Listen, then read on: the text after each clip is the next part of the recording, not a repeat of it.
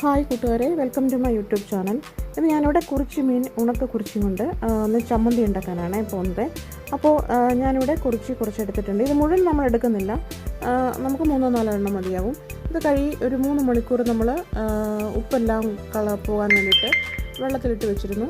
ഉപ്പെല്ലാം പോയി നമ്മൾ നന്നായിട്ടൊന്ന് കഴുകി വൃത്തിയാക്കി എടുത്തിട്ടുണ്ട്. ഇതിലേക്ക് കുറച്ച് മുളക് പൊടിയും കൂടെ ഒന്ന് സ്പ്രെഡ് ചെയ്ത് കൊടുത്തിട്ടൊന്ന് പുരട്ടിയെടുക്കുകയാണ്. ഇനി നമുക്ക് ഒന്ന് ഫ്രൈ ചെയ്തെടുക്കാം.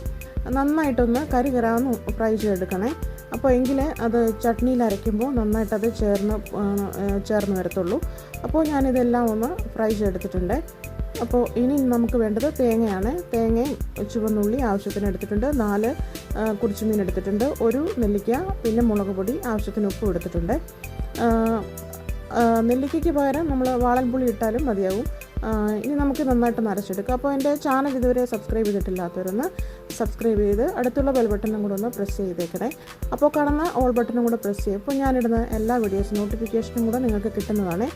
അപ്പോൾ ഇങ്ങനെ എല്ലാവരും ഒന്ന് ട്രൈ ചെയ്ത് നോക്കുക. നമുക്ക് ഉച്ചയ്ക്ക് ചോറിൻ്റെ കൂടെ പെട്ടെന്നൊരു ചട്നി റെഡിയാക്കാൻ പറ്റും. അപ്പോൾ എൻ്റെ ചാനൽ ഇഷ്ടമായെങ്കിൽ ലൈക്ക് ചെയ്യുക.